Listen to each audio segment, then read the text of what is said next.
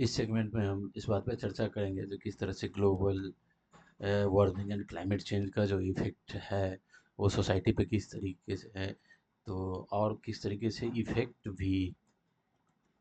भी एक तरीके से कह सकते हैं उसको एक डिवाइडेड इफ़ेक्ट, जैसे डिजिटल डिवाइड होता है, डिजिटल डिवाइड, उसी तरीके से क्लाइमेट चेंज का भी इफ़ेक्ट जो है, उसका जो इम्पैक्ट है सोसाइटी पे वो भी एक डिवाइड की तरह होता है। मतलब उसका इफ़ेक्ट सोसाइटी के हर एक सेगमेंट पे एक जैसा नहीं होता है।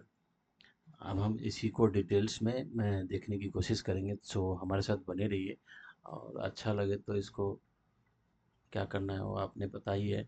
ठीक है, देखिए, आप जब देखेंगे ग्लोबल वार्मिंग या क्लाइमेट चेंज तो जानते हैं कि ये क्या है, एक लॉन्ग प्रोसेस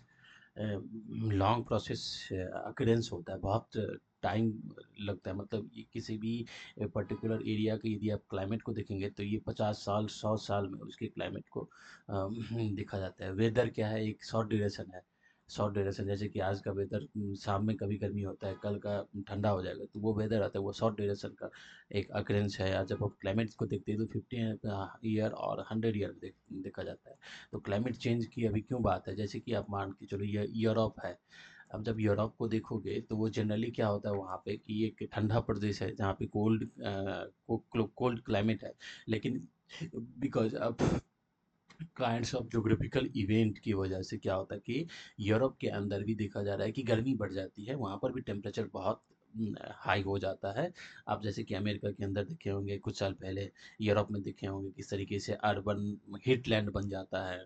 या पूरे यूरोप में गर्मी टेम्परेचर इतना बढ़ जाता है, वहाँ के लोगों के सोसाइटी को आप देखेंगे तो जो मतलब 10 डिग्री टेम्परेचर में रहने वाले लोग हैं, वहाँ पे यदि 30 डिग्री 40 डिग्री के लगभग टेम्परेचर पहुंच जाएगा तो ऑब्वियसली है कि उस सोसाइटी के लिए ये एक डिजास्टर की तरह होगा। हाँ, तो अब हम बात कर रहे हैं क्लाइमेट ग्लोबल वार्मिंग में, तो आप जानते हैं इसके फैक्टर्स को यदि देखेंगे तो सिंपल सी बात है, ये हो गया अर्थ और ये हो गया सन। सन हो गया, तो सन से जो रे आता है, जो मतलब रेडिएशन आ रहा है धरती पे आया, और इसको रिफ्लेक्ट होके बाहर जाना चाहिए आउटर एटमॉस्फेयर में, लेकिन वो नहीं जा पाता है। बिकॉज क्या होता है कि यहाँ पे एक एयर का लेयर बन जाता है। वो एयर का जो ये लेयर है वो क्या करता है, इस रिफ्लेक्टिंग जो रेडिएशन है उसको क्या करता है, पूरी तरीके से एब्जॉर्ब कर लेता है। एब्जॉर्ब कर लेगा तो ये जो एटमॉस्फेयर है, जो ह्यूमन के चारों तरफ है, लोगों के चारों तरफ है, उस एटमॉस्फेयर को गर्म कर देता है, मतलब उसमें वार्म हो जाता है, तो उसका टेम्परेचर बढ़ जाता है। तो it is just only a simple concept of the global warming. इसके फैक्टर्स में देखेंगे तो बहुत सारे फैक्टर्स हैं, तो I am not discussing about the climate change and global warming particularly. अब यदि देखें तो हम यहाँ पे दो तीन पॉइंट को हम चर्चा करने की कोशिश करेंगे। यदि हम इंडिया के रेस्पेक्ट में देखें तो इंडिया के रेस्पेक्ट में बोला जाता है कि जब मानसून का आने का टाइम क्या होता है, मानसून का आने का टाइम, ये देखिए इंडिया का मैप हो गया, ये इंडिया का मैप हो गया। मानसून का देखेंगे तो जो आने का टाइम होता है उसको मान के चलते हैं भाई, मई लास्ट जून तक में मानसून इंडिया में इंटर करता है, जिसको कहते हैं इधर से मानसून आता है। ठीक, तो बिकॉज अब क्लाइमेट चेंज से क्या हुआ है, क्लाइमेट चेंज से मानसून की भी पैटर्न थोड़ा सा चेंज हो गया है। मानसून भी लेट हो गया है। और मानसून इरेटिक हो गया। इरेटिक इन द सेंस क्या, मान लीजिए कि भाई अभी आया, फिर 5 दिन क्या होता है बीच में गैप हो गया, फिर उसके बाद उसके इफेक्ट बहुत बढ़ जाता है। ये सब हो गया इरेटिक, इरेटिक रीजन। अब यदि देखोगे मानसून के तो बहुत सारे फैक्टर से मानसून मतलब इन्फ्लुएंस होके तब मानसून आता है, जिसमें कि दो तीन फैक्टर्स को हम नाम अभी बताते हैं, जैसे कि एल नीनो हो गया। एल नीनो एक ज्योग्राफिकल फेनोमेना है जो कहाँ से स्टार्ट होता है, वो आप देखोगे तो जो सदर्न अमेरिकन कॉन्टिनेंट है, वहाँ से सदर्न अमेरिकन कॉन्टिनेंट के जो ईस्टर्न कोस्ट है वहाँ से स्टार्ट होता है। ठीक, जिसमें कि जो ओशनिक करंट होता है, warm current and cool current, तो उसका पैटर्न चेंज होने से किस तरीके से वो कभी हम डिटेल्स में मानसून के पूरे पैटर्न को डिस्कस करेंगे। यहाँ पे दूसरा कॉन्सेप्ट होता है, एक इंडियन ओशियन डाइपोल होता है, कि ये इधर का टेम्परेचर और इधर के टेम्परेचर के कंपैरिजन में ये इस कॉन्सेप्ट को डेवलप किया गया। तीसरा चीज़ ये देखेंगे, है ये मेडन जूलियन ओसिलेशन एमजीओ भी मानसून को इफेक्ट करता है। तो ये सब एक ज्योग्राफिकल फेनोमेना है जो मानसून को इफेक्ट इफेक्ट करता है। सबसे इसमें बड़ा फैक्टर है एल नीनो। अब हम देखेंगे कि मानसून का जो पैटर्न होता है आने का टाइम जो होता है वो जून के टाइम से होता है, लेकिन जून से पहले एक प्री मानसूनल रेन होता है इंडिया के अंदर। प्री मानसूनल रेन वो एक इंडिकेटर है कि अब मानसून आने वाला है। प्री मानसूनल जो रेन होता है उसके पीछे का रीजन ये है कि भाई टेम्परेचर इंडिया के अंदर बहुत बढ़ जाता है, क्योंकि जैसे ही सन शिफ्ट करेगा इधर, इधर शिफ्ट करेगा, ये हो गया इक्वेटर, ये हो गया अर्थ, ये इक्वेटर से इधर जब सन शिफ्ट करेगा तो सनलाइट सीधे पड़ेगा इस इस लैटिट्यूड के ऊपर। तो डायरेक्ट पड़ने से फिर क्या होता है, टेम्परेचर इधर बढ़ता है। जब टेम्परेचर बढ़ेगा तो ऑब्वियसली है कि इधर एक लो प्रेशर बेल्ट बनेगा, लो प्रेशर बेल्ट बनेगा, और उस लो प्रेशर बेल्ट में से जो रीजनल फैक्टर्स है, जैसे कि मान लीजिए यहाँ पे रीजनल वाटर बॉडी है, यहाँ पे रीजनल वाटर बॉडी है, यहाँ पे रीजनल वाटर बॉडी है। तो इस वाटर बॉडी में क्या होता है, इवेपोरेशन होता है, यहाँ से वेपर बनेगा बिकॉज ऑफ टेम्परेचर बढ़ने से। वेपर बनने का फिर वो जाके ऊपर में कंडेंसेशन करता है और फिर जाके बारिश होता है। तो it is a pre monsoon rain. लेकिन अब हम यहाँ पे एक और चीज़ को देखेंगे कि प्री मानसूनल रेन है वो धीरे धीरे इंडिया के अंदर वो कम हो रहा है, कम हो रहा है। प्री मानसूनल रेन का पैटर्न भी कम हो रहा है, ठीक। उसके पीछे यदि देखोगे तो क्या रीजन है, जो वाटर बॉडी है, जो आपका नेचुरल वाटर, नेचुरल या मैन मेड वाटर बॉडीज है, वो क्या हो रहा है, धीरे धीरे खत्म हो रहा है। उस खत्म होने के पीछे क्या रीजन है वो आप देख जान सकते हैं यदि अनप्लैंड अर्बन डेवलपमेंट होगा। अर्बन डेवलपमेंट होगा जहाँ पे अपने वाटर बॉडी को हम क्या करेंगे, उसको संरक्षित नहीं करेंगे, तो इससे क्या होगा, भाई यहाँ पे हम आप होटल बना दिए, मॉल बना दिए, तो डेवलपमेंट तो हुआ लेकिन ये वाटर बॉडी खत्म हो गया, तो प्री मानसूनल रेन नहीं होगा, प्री मानसूनल रेन नहीं होगा, ठीक। तो एक एक तो अनप्लैंड अर्बन डेवलपमेंट हो गया। दूसरा देखेंगे, दूसरा फैक्टर यदि देखेंगे तो ये इंक्रोचमेंट होता है, भाई इंक्रोचमेंट की वजह से भी होता है। तीसरा यदि देखेंगे भाई, तो टेम्परेचर बढ़ेगा तो ऑब्वियसली है कि इसका वाटर जो है वो धीरे धीरे सिंक करेगा, खत्म होगा। चौथा यदि देखेंगे, यदि मानसून का रेन कम होगा तो ऑब्वियसली है इसमें वाटर कैरिंग कैपेसिटी जो भी है वो तो है ही, लेकिन इसमें पानी जमेगा नहीं, मतलब पानी के स्टोर नहीं करेगा, क्योंकि मानसून से तो ये इसमें पानी जाता है, तो ये पानी इसमें आएगा नहीं यदि कोई रिवर से कनेक्टेड नहीं है। कौन सी रिवर, रिवर्स वो भी होनी चाहिए जहाँ मान लीजिए कि कोई रिवर ऐसा है जो कि कनेक्टेड है कहाँ से, आइस आइस कैप से। मान लीजिए ये आइस कैप से कनेक्टेड है, तब ना चलो भाई टेम्परेचर यहाँ पे बढ़ा तो आइस मेल्ट किया तो फिर यहाँ से आके इस वाटर बॉडी में वाटर का सप्लाई हुआ। लेकिन जो नहीं कनेक्टेड है तो वो तो केवल मानसून रेन से आएगा, मानसून रेन होगा नहीं तो वाटर बॉडी धीरे धीरे सिंक करेगा। चौथा यदि आप पांचवा कारण यदि यहाँ पे देखेंगे तो सिल्टेशंस की वजह से, मान लीजिए ये वाटर बॉडी है, इसमें सिल्टेशन बहुत ज़्यादा हो रहा है, जो गाद बहुत जम रहा है, गाद यदि जमेगा तो इसका वाटर कैरिंग कैपेसिटी, जो वाटर कैरिंग कैपेसिटी है वो कम हो जाएगा। तो ऑब्वियसली है कि वाटर बॉडीज का क्या होगा, खत्म हो जाएगा। वाटर बॉडी खत्म हो जाएगा तो प्री मानसूलन रेन नहीं होगा। तो एक तो ये चीज़ है। अब हम दूसरा कॉन्सेप्ट यदि हम यहाँ पे अर्बन हीटलैंड के बारे में यहाँ पे डिस्कस करें, देखिए, हाँ, अर्बन हीटलैंड के बारे में हम इसीलिए यहाँ पे डिस्कस कर रहे हैं क्योंकि यदि आप देखोगे तो अर्बन एरिया के अंदर ग्लोबल वार्मिंग या टेम्परेचर के जो बढ़ने का जो कारण है वो ज़्यादा दिख रहा है। देखिए, ये हो गया आपका अर्बन एरिया। अर्बन एरिया के अंदर क्या होता है कि ओवर कंक्रीटाइजेशंस, भाई ओवर कंक्रीटाइजेशंस है। कंक्रीटाइजेशन मतलब कि जितने भी फ्लैट मकान जितने भी बना हुआ है वो कंक्रीट का बना हुआ है, कंक्रीट का बना हुआ है। तो इसमें यदि सनलाइट आएगा, सनलाइट यहाँ से आया तो इस सनलाइट को क्या करता है कि ये तो भाई एब्जॉर्ब करेगा, उतना रिफ्लेक्ट करेगा नहीं, ये एब्जॉर्ब करेगा। तो ऑब्वियसली जैसे ही एब्जॉर्ब करेगा टेम्परेचर इस एरिया का बढ़ेगा। उसके बाद मान लीजिए ये रोड है, इस रोड को हम इस टेक्नोलॉजी से नहीं बनाए हैं जो कि भाई ज़्यादा से ज़्यादा सनलाइट को रिफ्लेक्ट करे, या भाई आए तो रिफ्लेक्ट करे, नहीं, ये एब्जॉर्ब करे। तो जितने अर्बन डेवलपमेंट होगा और अनप्लैन्ड यदि डेवलपमेंट होगा अर्बन एरिया का, तो उसमें क्या होगा, ओवर कंक्रीटाइजेशन होगा, ओवर कंक्रीटाइजेशन होगा तो सनलाइट को एब्जॉर्ब करेगा तो ऑब्वियसली है कि टेम्परेचर बढ़ेगा। टेम्परेचर बढ़ने के बाद क्या होता है, रात में जैसे ही इधर का टेम्परेचर कम होगा, सन खत्म गया, तो फिर ये रिफ्लेक्ट करेगा, यहाँ से ये टेम्परेचर धीरे धीरे ये ठंडा होगा, तो ये टेम्परेचर बाहर निकलेगा, तो ऑब्वियसली है कि इसके चारों तरफ का जो इन्वायरमेंट है उसका टेम्परेचर बढ़ जाएगा।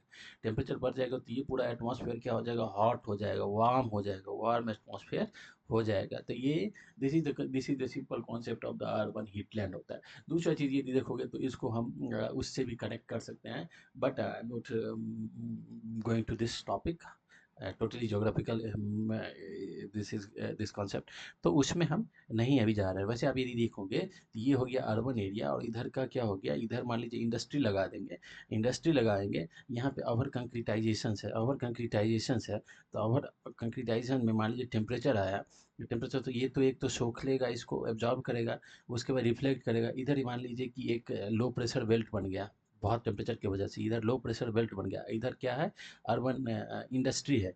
अब इंडस्ट्री की वजह से क्या होगा यहाँ पे भाई, पॉल्यूटेड गैस तो निकलेगा ना, ये पॉल्यूटेड गैस निकलेगा, यहाँ लो प्रेशर बन गया, यहाँ हाई प्रेशर है क्योंकि पॉल्यूटेड गैस यहाँ बाहर निकला है, ठीक। और ये लो प्रेशर है तो ये पूरी गैस कहाँ आएगा, इस अर्बन एरिया के अंदर आएगा, तो ऑब्वियसली है कि यहाँ पे क्या बन जाएगा, एक तरीके से चैम्बर बनेगा वो। दिल्ली में जो एयर पॉल्यूशन का भी वो एक फैक्टर्स वो चीज़ है। तो हम यहाँ पे इसलिए इसको मैं चर्चा कर रहे हैं, और हम इसको यदि हम दूसरी चीज़ से हम इसको जोड़ के देखें अर्बन एरिया के बारे में, ये देखिए, अब यदि देखेंगे इंडिया के बारे में, तो इंडिया के बारे में तो आप जानते हैं कि जो भाई भारत में कितना है कि 35% लोग अर्बन एरिया में रहते हैं, अर्बन एरिया में रहते हैं, ठीक। और बताया जा रहा है बहुत सारे डेटा में कि ये 40 प्लस जाएगा, 30% है अभी, 40 प्लस जाएगा आने वाले टाइम में, 40 प्लस जाएगा, 45-50% की तरफ अर्बन एरिया में जाएगा, ठीक।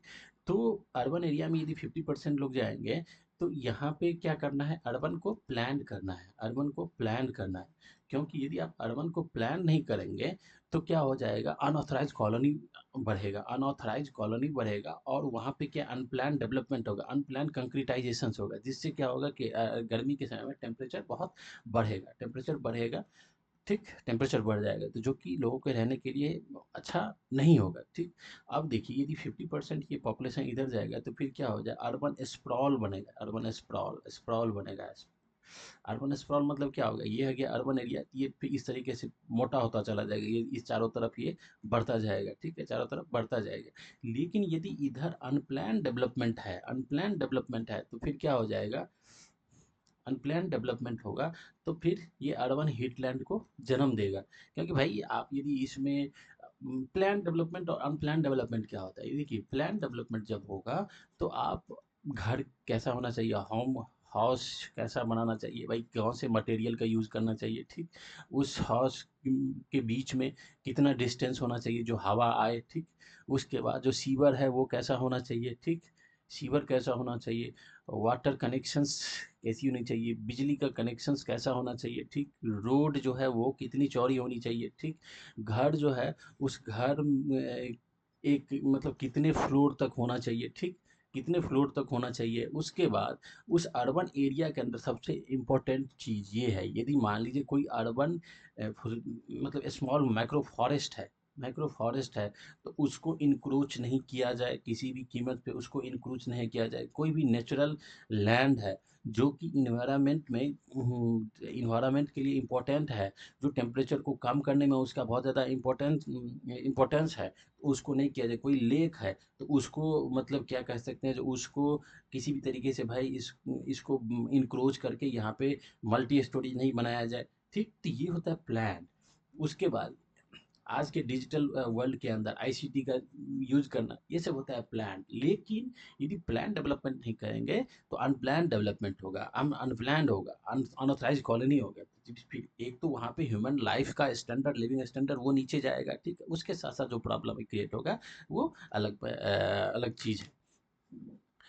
हम यहाँ पे इसीलिए हम इस चीज़ को चर्चा कर रहे हैं, जैसे कि स्मार्ट सिटी मिशन आया था, स्मार्ट सिटी मिशन से इस गवर्नमेंट को आने के बाद, तो अब हम ये जानना चाहते हैं कि जो भाई जो 100 स्मार्ट सिटी, यदि 100 स्मार्ट सिटी आपका प्रॉपर प्रॉपर एग्जीक्यूट हो गया है, तो ऑब्वियसली है कि जब स्मार्ट सिटी का एग्जीक्यूशन हो जाएगा, इम्प्लीमेंटेशन प्रॉपरली हो जाएगा, तो अर्बन एरिया के अंदर जो 30% है, यदि 50% भी पॉपुलेशन आपका यदि यहाँ पे रहने लगेगा, तो ऑब्वियसली है कि किसी भी तरीके की यहाँ की प्रॉब्लम क्रिएट नहीं होगा। अर्बन हीटलैंड या इस सब तरह का घटना नहीं होगा, क्योंकि आप प्रॉपर स्मार्ट सिटी का डेवलपमेंट किया। स्मार्ट सिटी में है ही कि जो भाई आप यदि यहाँ पे मल्टी स्टोरेज बना रहे हैं, तो उसके साथ साथ यहाँ पे पार्क होगा, यहाँ पे छोटा सा फॉरेस्ट होगा, ठीक, फॉरेस्ट होगा। फिर मल्टी स्टोरी में मैं आप कंडीशन लगाए हुए हैं जो भाई किस मटेरियल का यूज़ किया जाएगा, वाटर कनेक्शन कैसा होगा, सीवर कैसा होगा, इंफॉर्मेशन एंड आईसीटी का कैसे यूज़ करेंगे, ठीक। ये पूरी तरीके से आपके स्मार्ट सिटी मिशन के अंदर सब इंक्लूडेड था। तो यदि 100 स्मार्ट सिटी बन गए हैं, तब तो ये नहीं होना चाहिए, ठीक।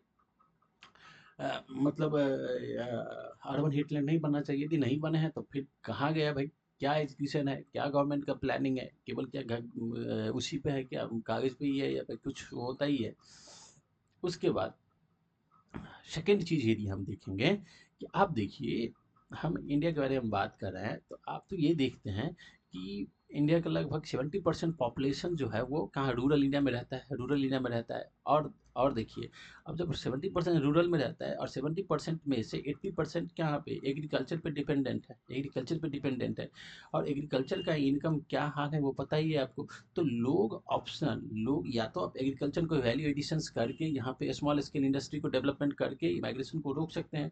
नहीं तो ऑब्वियसली है कि बेटर लाइफ के लिए लोग जाएंगे, जॉब के लिए जाएंगे जाएंगे जाएंगे जाएंगे। तो वहाँ जाएंगे, तो वहाँ पर भी यदि आप अर्बन को प्लान करके डेवलप नहीं किया है, तो वहाँ पे प्रॉब्लम क्रिएट ही होगा ही होगा। तो एक तरीके से कह सकते हैं कि हौच पौच बना हुआ है। केवल प्लानिंग अन प्रोग्राम पॉलिसी जितने भी हैं वो चल रहा है, कागज पे है। नए नए स्कीम आते हैं स्टूडेंट को रखने के लिए, बच्चे को रखने के लिए, वो सब चीज़ है, कॉन्सेप्ट को डेवलप करने के लिए, वो सब चीज़ है। वहाँ पे एग्जीक्यूशन में यदि डिले होगा, तो ऑब्वियसली कोई फ्रूटफुल उसका रिजल्ट आएगा नहीं। अब हम यहाँ पे देखते हैं कि इसका इफेक्ट देखते हैं।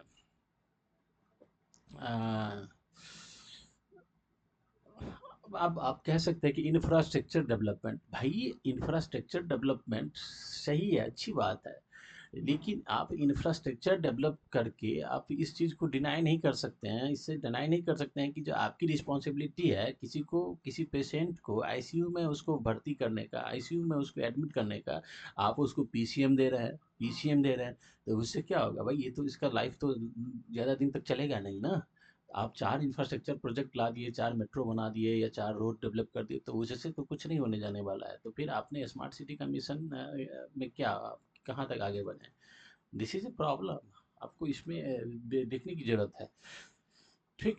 उसके बाद तीसरा चीज़ यदि हम यहाँ पे देखें, तो देखिए, जैसे ही आपका मई स्टार्ट होता है, तो मई स्टार्ट होने के बाद क्या होता है, टेम्परेचर आपका कहाँ चला जाता है, 40 प्लस पे चला जाता है, 40 डिग्री प्लस। तो 40 पे डिग्री प्लस पे चला जाएगा, तो लोगों को क्या करना चाहिए इस यहाँ पे, कूलिंग के लिए तो प्रॉपर होना चाहिए सब कुछ, ठीक। कूलिंग के लिए सब कुछ तो होना चाहिए ना। अब कूलिंग के लिए क्या है, सबसे पहले एयर कंडीशनिंग, एसी। अब एसी होगा तो इसके लिए क्या ज़रूरत पड़ेगा, पावर का ज़रूरत पड़ेगा, बिजली का ज़रूरत पड़ेगा, पावर की ज़रूरत पड़ेगा। अब जैसे ही लोड बढ़ेगा, तो क्या बिजली लोड बढ़ेगा, तो ऑब्वियसली है कि भाई यहाँ पे जो प्रॉब्लम होगा वो जानते हैं। अब देखिए, एसी को इंस्टॉल करने के लिए क्या चाहिए, मॉनेटरी चाहिए सपोर्ट। दूसरा, मंथली जो आपका पावर कंजम्पशन में जो बिल है वो कितना तक जाएगा, मान लीजिए 3000 जाएगा, ठीक। ये है। तो 40% यदि टेम्परेचर गया, तो ये तो खर्चा आएगा। अब हम इसको सेकंड चीज से जोड़ते हैं, यदि इंडिया का पर कैपिटा इनकम देखेंगे, तो वो कितना है, $2800, $2800 है, डॉलर के लगभग, ठीक।